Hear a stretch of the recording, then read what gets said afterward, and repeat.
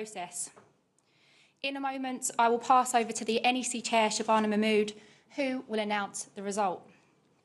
But before I do that, I want to take a moment to thank Labour Party staff who have worked so hard in ensuring that every member has had the chance to participate in this election.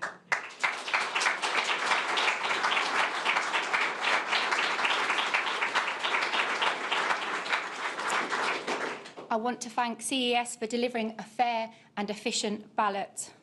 And I want to thank you, our members, affiliates and trade union colleagues, not just for engaging in this process in such good spirits, but for the work that you do for the Labour Party.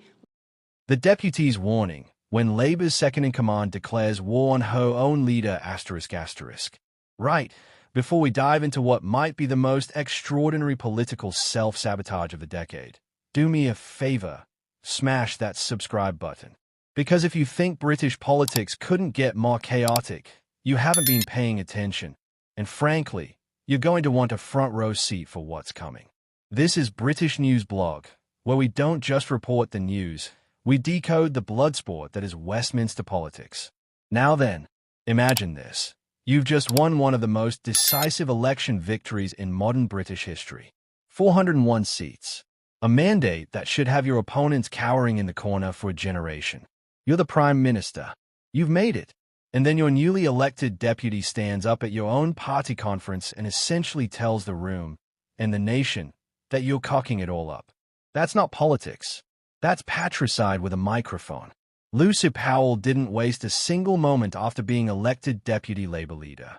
Minutes, literally minutes, after securing the position, she delivered what can only be described as a masterclass in political knifework disguised as constructive criticism. Oh, she dressed it up nicely, of course. Pledges of support. Promises to help in the fight. But make no mistake, this was a public execution, just with better manners and a Labour rosette pinned to it. Powell's diagnosis. The government, Keir Starmer's government, mind you, the one she's now second in command of, has allowed Nigel Farage to run away with the political megaphone. That Reform UK, a party that didn't even exist in its current form until recently, has been setting the agenda whilst Labour, with its enormous parliamentary majority, has been what? Sitting on its hands. Playing it safe? Not being bold enough, as she so delicately put it. The audacity is quite breathtaking when you think about it. This isn't some backbencher having a pop from the safety of the back rows. This isn't a factional warrior lobbing grenades from the left or right of the party. This is the deputy leader, the person who is supposed to be standing shoulder to shoulder with the Prime Minister, presenting a united front, projecting strength and coherence. Instead, she's essentially told the entire country that Labour's in crisis, that people don't think they're delivering change, and that Farage is running rings around them. And if you think I'm being dramatic, consider the context. Labour just lost carefully. Not to the Conservatives, mind you, not even to Reform, though that would have been catastrophic enough. No, they lost to Plaid Cymru and came in third place behind Reform. Carefully, a Labour heartland. The sort of seat that's supposed to be Labour-red until the heat death of the universe. Gone. And Powell stood up and said the quiet part loud. We're losing because we're not good enough, bold enough, brave enough. Now, if you're enjoying this delicious political carnage, and let's be honest, who isn't? Hit that subscribe button because this story has more layers than a Westminster wedding cake, and we're only just getting started. Here's where Powell's speech becomes genuinely fascinating from a strategic perspective. She didn't just identify the problem. She prescribed a solution that directly contradicts what many in Labour's ranks, and certainly many voters who've abandoned them, think the party should be doing. She explicitly warned against trying to out-reform reform. She said Labour must build a broad progressive consensus instead. Translation: don't you dare try to win back working-class voters by getting tougher on immigration. This is the central tension tearing Labour apart right now. Do they tack right on immigration, on law and order, on cultural issues, to win back the voters flooding to reform? Or do they hold firm to progressive values, risk losing more of their traditional base, but potentially keep the coalition of urban liberals, young people, and ethnic minorities that delivered them that massive majority, Powell has drawn a line in the sand. She's rejected the idea of competing with Farage on his terms. She's explicitly said that blaming immigration for the country's problems, which is essentially Reform's entire platform, is something we reject. That's not just policy positioning. That's a declaration of political identity. It's also, let's be clear, a direct rebuke to anyone in government who might be tempted to harden Labour's stance on immigration to stem the bleeding to reform. Sir Keir Starmer must have been sitting there listening to this thinking, what fresh hell is this? Because he's his brand new deputy telling the world that his approach isn't working, that the party needs to be bolder, that they are losing the political initiative to a party led by a man who's never actually governed anything more complex than a pint glass. And what could Starmer do when he took the stage after her? He pivoted to unity. We must unite, he said. Classic political crisis management.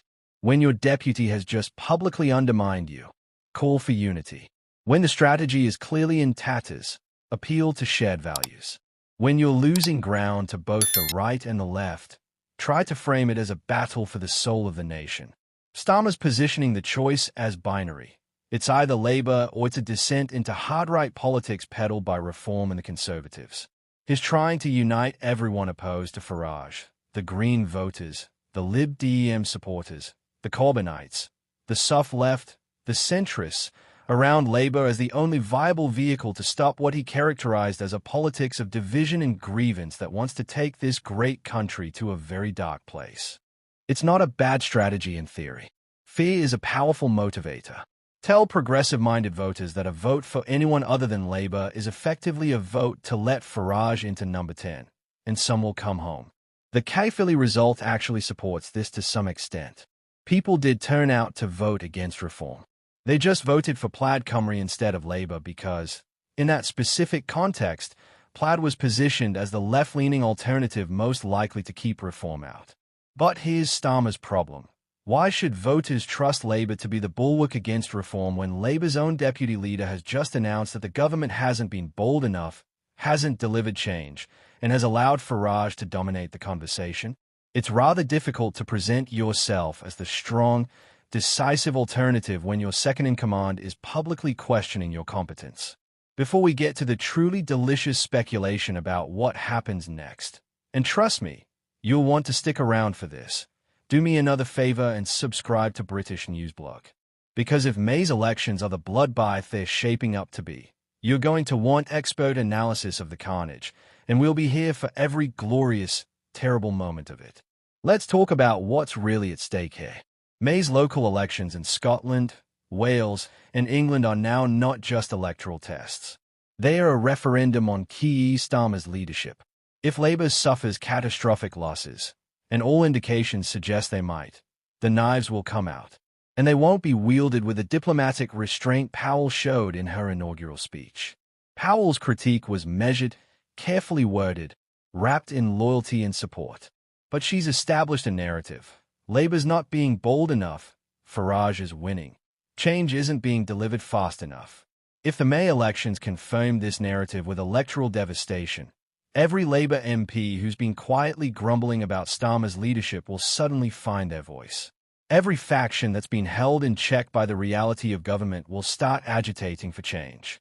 Every ambitious shadow minister will start doing the mental arithmetic about whether they could do better.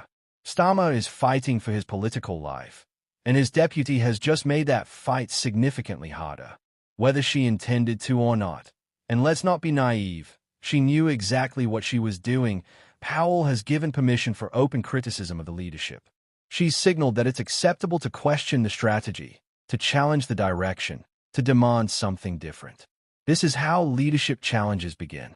Not with dramatic resignations or heated confrontations, with small acts of defiance, with carefully worded critiques, with the slow, steady erosion of authority until suddenly it collapses entirely.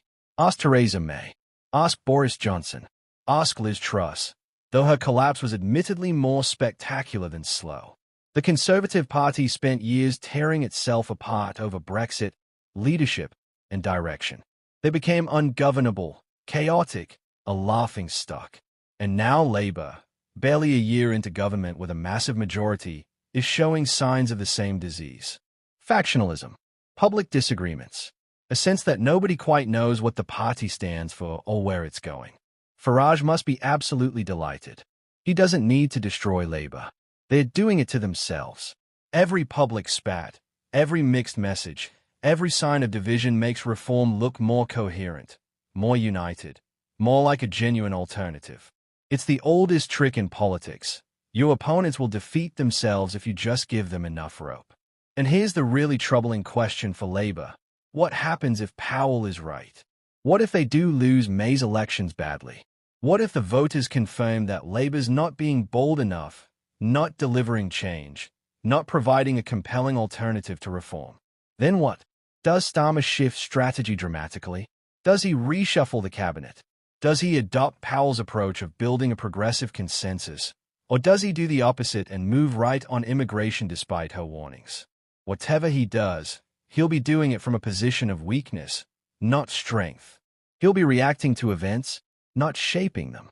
He'll be trying to save his leadership, not advance his agenda. And that's when prime ministers become truly vulnerable. Here's the thing about British politics that makes it simultaneously maddening and magnificent. It moves at breakneck speed.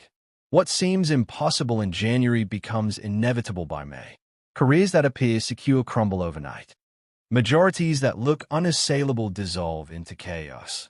And leaders who seemed untouchable find themselves fighting for survival. Keir Starmer won a landslide less than a year ago. He had everything going for him. The Conservatives were in disarray. The economy was showing tentative signs of improvement. The public was desperate for competent government. And yet here we are, watching his deputy publicly question his approach, watching reforms surge in the polls, watching heartland seats fall to nationalists and third-place finishes become the norm. If you're not subscribed to British News Blog yet, what are you waiting for? Because this story is far from over. In fact, it's only just beginning. The May elections will tell us whether this is a minor blip or an existential crisis. Whether Powell's critique was an isolated incident or the opening salvo in a broader rebellion. Whether Starmer can steady the ship or whether Labour's about to learn the hard lesson that opposition is easy, but government is where parties go to die. The next few months will define British politics for years to come. They'll determine whether Labour can deliver on its promises, whether reform is a genuine threat or a protest movement that flames out, whether the progressive coalition Starmer and Powell talk about can actually be built or whether it's just wishful thinking dressed up as strategy. Lucy Powell fired a warning shot at her own leader minutes after being elected. It was bold. It was calculated. It was potentially devastating. And it suggests that inside Labour, the panic is setting in. When your deputy feels compelled to publicly criticize your approach immediately after securing her position, that's not confidence. That's desperation dressed up as honesty. Starmer now faces an impossible choice. Ignore Powell's critique and risk looking out of touch, or embrace it and admit his approach has failed. Either way, he's damaged. Either way, reform grows stronger. Either way, May's elections become not just a test but potentially a terminal diagnosis. This is British politics in 2025. Brutal, fast-moving, unforgiving. A place where landslide majorities mean nothing if you can't maintain party discipline and deliver results. Where your second-in-command can undermine you in plain sight and call it constructive criticism. Where Nigel Farage, perennial political disruptor, can set the agenda despite never having been in government. Stay subscribed to British News Blog. Trust me, you'll want to see what happens next. Because if you think this was dramatic, just wait until the votes are counted in May. That's when the real fight begins.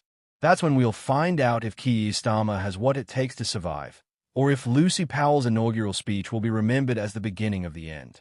See you in the next one.